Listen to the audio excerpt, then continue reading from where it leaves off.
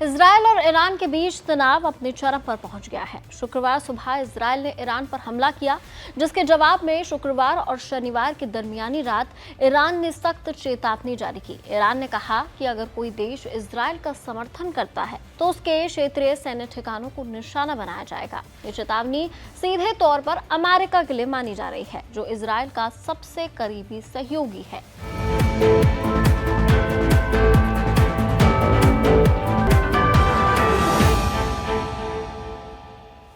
CNN की एक report के मुताबिक शुक्रवार को ईरान के एक वरिष्ठ अधिकारी ने कहा, अंतर्राष्ट्रीय कानून के तहत हमें जवाबी कार्रवाई का पूरा अधिकार है। यदि कोई देश इजरायल की सुरक्षा में हस्तक्षेप करता है तो उसके सैन्य ठिकाने हमारी प्रतिक्रिया का हिस्सा होंगे। इससे पहले अमेरिका और इजरायल ने ईरान द्वारा दागी गई मिसाइलों को मिलकर विफल कर दिया था। हालांकि ईरान की इस नई चेतावनी को लेकर अमेरिका पहले से ही सतर्क और तैयार है। हिंद महासागर में स्थित रणनीतिक रूप से अहम दिएगो गार्सिया द्वीप पर अमेरिका ने हाल ही में अपने सैन्य मौजूदगी को और मजबूत किया है। कुछ महीने पहले अमेरिकी वायुसेना ने यहां 4 B-52 बॉम्बर्स तैनात किए, जो लंबी दूरी तक बड़े पैमाने पर हमला करने में सक्षम है। इसके साथ ही 6 से 8 बोइंग AF-15E स्ट्राइक ईगल लड़ाकू विमान भी तैनात किए गए, जो हवा से हवा में और हवा से जमीन पर हमला कर सकते हैं। इसके अलावा 6 KC-135 स्ट्रैटो टैंकर विमानों की भी तैनाती की गई है, जो हवा में ही ईंधन भरने की क्षमता रखते हैं। वहीं एक C-5M सुपर गैलेक्सी भारी मालवाहक विमान भी द्वीप पर मौजूद है, जो अमेरिकी सैन्य क्षमताओं को और भी ज्यादा मजबूत कर देता है।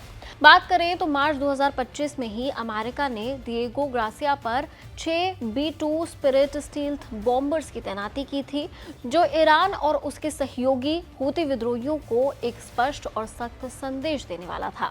हालांकि अब ये B-2 बॉम्बर्स वापस लौट चुके हैं, लेकिन B-52 और F-15 जैसे अत्याधुनिक सैन्य विमानों की अब भी मौजूदगी ये संकेत दे रही है कि अमेरिका किसी भी परिस्थिति से निपटने के लिए पूरी तरह से तैयार है। इस बीच ईरान ने बुधवार को फिर चेतावनी दी कि अगर अमेरिका हमला करता है तो वो क्षेत्र में मौजूद अमेरिकी सैन्य ठिकानों को निशाना बनाएगा। जवाब में अमेरिकी राष्ट्रपति डोनाल्ड ट्रंप ने दो टूक कहा कि यदि परमाणु समझौते पर सहमति नहीं बनी तो ईरान के खिलाफ सैन्य कार्रवाई की जाएगी। दरअसल दोनों देशों के बीच चल रही परमाणु वार्ता भी इस बढ़ते तनाव की एक वजह है, जहां ईरान का दावा है कि उसका परमाणु कार्यक्रम पूरी तरह से शांतिपूर्ण उद्देश्यों के लिए है।